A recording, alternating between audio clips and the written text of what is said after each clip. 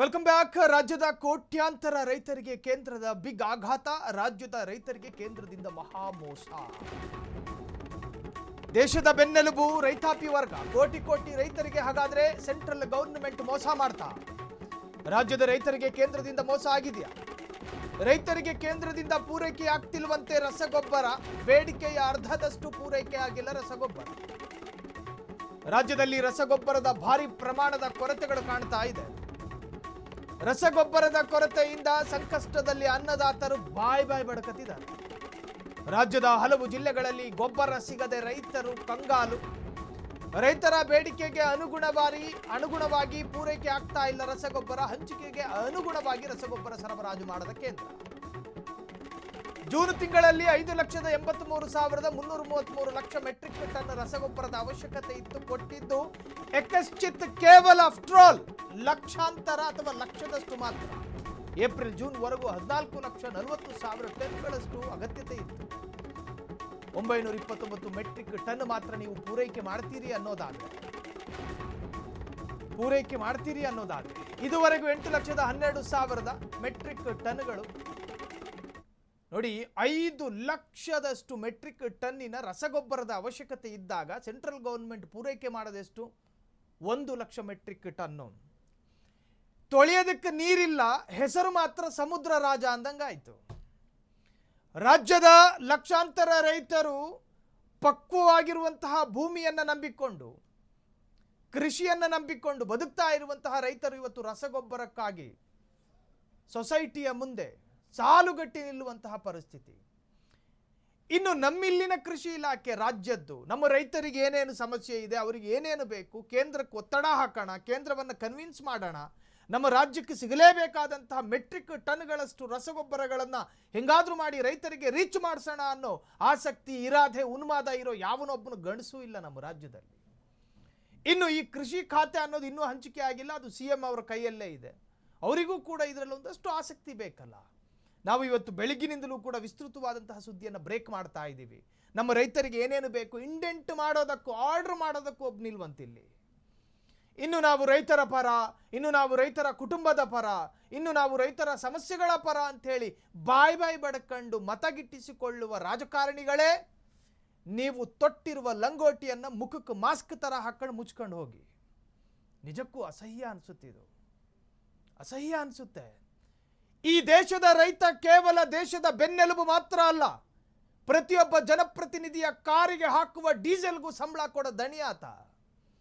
ಆತನ ತೆರಿಗೆ ಹಣದಿಂದ ಅಲ್ವಾ ಸರ್ಕಾರ ನಡೆಯೋದು? ಆ ತರಹದ ರೈತಾಪಿ ವರ್ಗದ ಹೊಟ್ಟೆಯನ್ನು ಬಗೆದು ರಾಜಕಾರಣ ಮಾಡ್ತೀರಿ ಅನ್ನೋದಾದ್ರೆ ನಿಮ್ಮ ಮುಖದ ಹಸಿ ಚರ್ಮವನ್ನು ಕಿತ್ತು ಪ್ಲಾಸ್ಟಿಕ್ದಾದ್ರೂ ಹಾಕೊಳ್ಳಿ. ಮನುಷ್ಯತ್ವ ಸತ್ತು ಹೋಗಿರೋ ದೇಹ ನಿಮ್ಮದು. ನಿಜಕ್ಕೂ ಇದು ಆತಂಕ ಇದು. ಕೇಂದ್ರ ಸರ್ಕಾರ 4 ಲಕ್ಷ ಚಿಲ್ಲರೆ ಮೆಟ್ರಿಕ್ ಟನ್ನಿನಷ್ಟು ರಸಗೊಬ್ಬರವನ್ನು ಪೂರೈಕೆ ಮಾಡೋದಕ್ಕೆ ವಿಫಲ ಆಗಿದ್ರೆ ಸೆಂಟ್ರಲ್ ಗವರ್ನಮೆಂಟನ್ನು ಕನ್ವಿನ್ಸ್ ಮಾಡೋ ಕೆಪಾಸಿಟಿ ನಿಮ್ಮದಾಗಬೇಕಲ್ಲ. ಈ ಬಗ್ಗೆ ಹೆಚ್ಚಿನ ಡೀಟೇಲ್ಸ್ ಕೊಡೋದಕ್ಕೆ ನನ್ನ ಸಹೋದ್ಯೋಗಿ ಸಂತೋಷ್ ಫೋನ್ ಸಂಪರ್ಕದಲ್ಲಿ. ಸಂತೋಷ್, ಎಲ್ಲೋ ಒಂದು ಕಡೆ ರೈತರ ಪರ ನಿಂತ್ಕೊಳ್ಳೋದಕ್ಕೆ ಸ್ಟೇಟು ಸೆಂಟ್ರಲ್ ಎರಡೂ ಸರ್ಕಾರಗಳು ಆಸಕ್ತಿ ತೋರಿಸ್ತಾ ಇಲ್ವೋ ಏನೋ? ಮಧ್ಯದಲ್ಲಿ ಸಾಯ್ತಾ ಇರೋದು ನಮ್ಮ ದೇಶದ ಬೆನ್ನೆಲುಬು ರೈತ. ಸಾಹಿಲ್, ನೋಡಿ, ಈಗ ಇಡೀ ದೇಶದಲ್ಲಿ ಆಗ್ತಾ ಇರುವಂತಹ ಕೆಲವು ಬದಲಾವಣೆಗಳನ್ನ ನೋಡಿದ್ರೆ ರೈತಾಪಿ ವರ್ಗ ಮುಂದಿನ ದಿನಗಳಲ್ಲಿ ಇನ್ನೂ ಕೂಡ ತುಂಬಾ ಸಂಕಷ್ಟದ ಪರಿಸ್ಥಿತಿಗಳನ್ನ ಎದುರಿಸುತ್ತೆ ಅನ್ನುವಂಥದ್ದು ಕ್ಲಿಯರ್ ಕಟ್ ಆಗಿ ನಮಗೆಲ್ಲರಿಗೂ ಕೂಡ ಈಗ ಗೊತ್ತಾಗ್ತಾ ಇದೆ. ಇದೀಗ ಉದಾಹರಣೆ ನೋಡಿ, ನಾವು ಈ ರೀತಿಯಾದಂತಹ ಒಂದು ಸರತಿ ಸಾಲು ಅಥವಾ ಈ ರೀತಿಯಾದಂತಹ ಒಂದು ಅವ್ಯವಸ್ಥೆ ಇದೆಲ್ಲವನ್ನೂ ಕೂಡ ಯಾವುದೋ ಒಂದು ಬಿಹಾರನೋ ಅಥವಾ ಯಾವುದೋ ಒಂದು ಉತ್ತರ ಪ್ರದೇಶನೋ ಅಥವಾ ಯಾವುದೋ ಒಂದು ತುಂಬಾ ತೀರಾ ಹಿಂದುಳಿದಿರುವಂತಹ ಯಾವ್ದಾದ್ರು ರಾಜ್ಯದಲ್ಲಿ ನೋಡ್ತಾ ಇದ್ವಿ. ಅಂತಹ ಒಂದು ಅಧ್ವಾನ, ಅಂತಹ ಒಂದು ಸ್ಥಿತಿ ನಮ್ಮ ಕರ್ನಾಟಕದಲ್ಲೂ ಕೂಡ ತಲೆದೋರಿದೆ ಅಂತ ಹೇಳಿದ್ರು ಕೂಡ ತಪ್ಪಾಗ್ಲಿಕ್ಕಿಲ್ಲ. ನೋಡಿ, ಪ್ರಧಾನಿ ನರೇಂದ್ರ ಮೋದಿ ಅವರು ಯಾವಾಗ ಈ ಮಧ್ಯಪ್ರಾಚ್ಯದ ಯುದ್ಧ ಇತ್ತು ಆ ಸಂದರ್ಭದಲ್ಲಿ ರಾತ್ರಿ 8 ಗಂಟೆಗೆ ಇಡೀ ದೇಶವನ್ನ ಉದ್ದೇಶಿಸಿ ಮಾತನಾಡಿದ್ರು. ಆ ಸಂದರ್ಭದಲ್ಲಿ ಇಡೀ ದೇಶದ ಜನತೆಗೆ ಹಲವಾರು ರೀತಿಯಾದಂತಹ ಒಂದು ಮನವಿಗಳನ್ನ ಮಾಡ್ಕೊಂಡ್ರು. ಇನ್ನ ಒಂದು ರ್ಯಾಲಿಯಲ್ಲಿ ಮಾತನಾಡುವಂತಹ ಸಂದರ್ಭದಲ್ಲೂ ಕೂಡ ಚಿನ್ನ ಕೊಡಬೇಡಿ, ಅದೇ ರೀತಿಯಾಗಿ ವಿದೇಶಗಳ ಪ್ರವಾಸವನ್ನ ಮಾಡಬೇಡಿ, ಪೆಟ್ರೋಲ್ ಡೀಸೆಲ್ ಮಿತವಾಗಿ ಬಳಸಿ ಅಂತ ಹೇಳಿದ್ರು. ಸಾಹಿಲ್, ಇದೇ ಸಂದರ್ಭದಲ್ಲಿ ಪ್ರಧಾನಿ ಮೋದಿ ಅವರು ಹೇಳಿದಂತಹ ಒಂದು ಮಾತು, 50% ಮಾಡ್ತಾ ಇದ್ದೀರಿ, ಅದನ್ನ ಕಡಿಮೆ ಮಾಡಿ ಅನ್ನುವಂತಹ ಮಾತನ್ನ ಪ್ರಧಾನಿ ನರೇಂದ್ರ ಮೋದಿ ಅವರು ಖುದ್ದೇ ಹೇಳಿರುವಂತದ್ದು. ಅಂದ್ರೆ ದೇಶದಲ್ಲಿ ಎಂತಹ ಒಂದು ಕ್ರಿಟಿಕಲ್ ಸ್ಥಿತಿ ಬರುತ್ತೆ ಅನ್ನುವಂಥದ್ದಕ್ಕೆ ಅದೊಂದು ಮುನ್ಸೂಚನೆ ಅಂತ ಹೇಳಿದ್ರು ಕೂಡ ತಪ್ಪಾಗ್ಲಿಕ್ಕಿಲ್ಲ.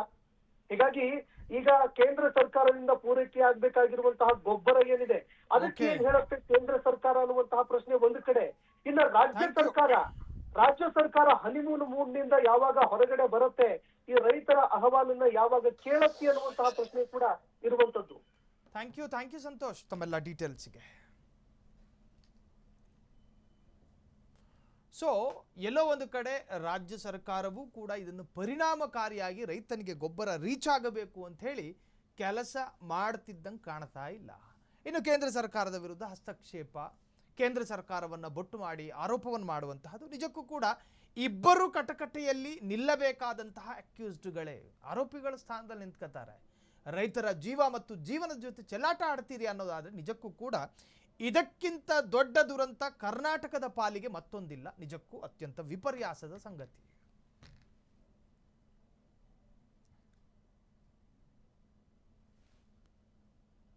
ಸೊ ರಸಗೊಬ್ಬರದ ಕೊರತೆಯನ್ನ ನೀಗಿಸೋದಕ್ಕೆ ಸಾಧ್ಯ ಆಗ್ತಾ ಇಲ್ವಾ? ಇದಕ್ಕೆ ಬೇರೆ ತರಹದ ಪರಿಹಾರಗಳಿಲ್ವಾ? 5 ಲಕ್ಷ ಮೆಟ್ರಿಕ್ ಟನ್ಗಳ ಅವಶ್ಯಕತೆಯ ಸಂದರ್ಭ ಕೇಂದ್ರ ಸರ್ಕಾರ ಪೂರೈಕೆ ಮಾಡೋದು 1 ಲಕ್ಷ ಮೆಟ್ರಿಕ್ ಟನ್ಗಳಷ್ಟು ಮಾತ್ರ. ಯಾಕೆ? ರಸಗೊಬ್ಬರದ ಸ್ಟಾಕಿನ ಕೊರತೆ ಇದೆಯಾ? ನಮ್ಮ ರಾಜ್ಯದ ರೈತರ ಮೇಲೆ ಯಾಕೆ ಕೇಂದ್ರ ಸರ್ಕಾರ ಈ ತರಹದ ತಾರತಮ್ಯ ಧೋರಣೆಯನ್ನು ಮಾಡ್ತಾ ಇದೆ? ವೈ ಈ ಡಿಸ್ಕ್ರಿಮಿನೇಷನ್, ಈ ತಾರತಮ್ಯದ ವಿಚಾರವಾಗಿ ರೈತನಿಗೂ ಈ ಕ್ಷಣದವರೆಗೂ ಆ ಗೊಂದಲ ನಿವಾರಣೆ ಆಗ್ತಿಲ್ಲ. ಬಿಹಾರದ ರೈತರಿಗೆ ಸಮಸ್ಯೆ ಆಗ್ತಾ ಇದೆಯಾ? ನೋ. ಆಂಧ್ರ ಪ್ರದೇಶ ಇಲ್ಲ. ರಸಗೊಬ್ಬರದ ಕೊರತೆಗೆ ರಾಜ್ಯದ ಕೃಷಿ ಇಲಾಖೆ ಕಾರ್ಯವೈಖರಿ ಕಾರಣ. ಸಕಾಲಕ್ಕೆ ರಸಗೊಬ್ಬರ ತರಿಸಿಕೊಳ್ಳುವಲ್ಲಿ ಕೃಷಿ ಇಲಾಖೆ ವಿಫಲ. ರಾಜ್ಯದ ಕೃಷಿ ಅಧಿಕಾರಿಗಳು ವಿಷಯ ಫಾಲೋ ಅಪ್ ಮಾಡೋದಕ್ಕೂ ವಿಫಲರಾಗಿದ್ದಾರೆ. ರಾಜ್ಯದಲ್ಲಿ ರಸಗೊಬ್ಬರ ಕೊರತೆಗೆ ಇದೇ ಮುಖ್ಯ ಕಾರಣ. ಹಿರಿಯ ಕೃಷಿ ಅಧಿಕಾರಿಗಳೇ ಏನು ಮಾಡ್ತಾ ಇದ್ದೀರಿ? ಹಿರಿಯ ಸೀನಿಯರ್ಸ್ ಆಫೀಸರ್ಸ್ಗಳನ್ನ ಇಲಾಖೆಯಿಂದ ಓಡಿಸಿ ರಾಜ್ಯದ ರೈತರಿಗೆ ಮಹಾಮೋಸ.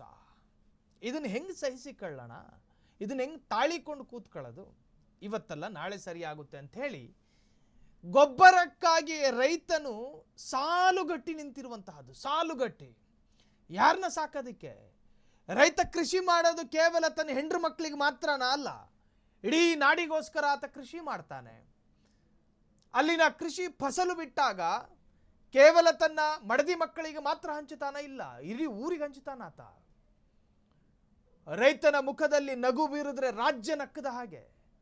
ಒಂದು ವೇಳೆ ಈ ತರಹದ್ದೊಂದು ರೈತರಿಗೆ ನೀವು ರಸಗೊಬ್ಬರ ಕೊಡದೆ ಪೀಡಿಸ್ತೀರಿ ಅನ್ನೋದಾದ್ರೆ ಇದಕ್ಕಿಂತ ದೊಡ್ಡ ನಾಡದ್ರೋಹದ ಕೆಲಸ ಮತ್ತೊಂದಿಲ್ಲ. ನಾಡದ್ರೋಹದ ಕೆಲಸ ಇದು. ನಮ್ಮ ರಾಜ್ಯದ ಕೃಷಿ ಇಲಾಖೆ ಗಮನಿಸಬೇಕು. ನಮ್ಮ ರಾಜ್ಯದ ಕೃಷಿ ಇಲಾಖೆ ಪ್ರತ್ಯೇಕವಾದಂತಹ ಆಸಕ್ತಿಯನ್ನು ತೋರಿಸಬೇಕು. ರೈತರಿವತ್ತು ಸಾಲುಗಟ್ಟಿ ನಿಲ್ಲಬೇಕಾದಂತಹ ಪರಿಸ್ಥಿತಿ, ಸಿಡಿಲು ಮಳೆಯ ನಡುವೆ. ಯಾರಿಗೋಸ್ಕರ? ರೈತ ತನ್ನ ಹೊಲಕ್ಕೂ ತೆರಿಗೆ ಕಟ್ತಾನೆ, ತನ್ನ ಕೃಷಿಗೂ ತೆರಿಗೆ ಕಟ್ತಾನೆ. ಸಿಗೋ ದುಡ್ಡಿಗೆ ಮಾರುಕಟ್ಟೆಗೂ ಮಾರ್ತಾನಾತ. ಲಾಭಕ್ಕಾಗಿ ಕಾಯೋದಿಲ್ಲ. ಲಾಭಕ್ಕಾಗಿ ಕಾದ್ರೆ ರಾಜ್ಯದ ಜನ ಹೊಟ್ಟೆ ಹಸಿಕೊಂಡು ಕೂತ್ಕೋಬೇಕಾಗುತ್ತೆ. ರೈತನ ಈ ಎಲ್ಲ ಗುಣಗಳನ್ನು ಮರೆತು ರೈತನ ಮೇಲೆ ನಿರ್ಭಾವುಕತೆಯನ್ನು ತೋರಿಸೋದು ಎಷ್ಟು ಪ್ರಮಾಣದ ನ್ಯಾಯ? ಹಿರಿಯ ಕೃಷಿ ಅಧಿಕಾರಿಗಳೇ ಏನು ಮಾಡ್ತಾ ಇದ್ದೀರಿ? ಈ ರಾಜ್ಯದ ಮಾಜಿ ಕೃಷಿ ಸಚಿವರು ಕೂಡ ಮಾತನಾಡಬಹುದು. ಮಾತಾಡಬಾರದು ಅಂತ ನಿರ್ಬಂಧಗಳೇನಾದರೂ ಇದಾವ? ಇಲ್ಲ. ಕೃಷಿ ಇಲಾಖೆಯನ್ನ ಅತ್ಯಂತ ಸುದೀರ್ಘವಾಗಿ ನಿಭಾಯಿಸಿದ ಅದೆಷ್ಟೋ ಮುತ್ಸದಿ ಅಧಿಕಾರಿಗಳಿದ್ದಾರೆ ನಮ್ಮಲ್ಲಿ, ರಾಜಕಾರಣಿಗಳಿದ್ದಾರೆ. ಅವ್ರು ಯಾಕೆ ಮಾತನಾಡ್ತಾ ಇಲ್ಲ?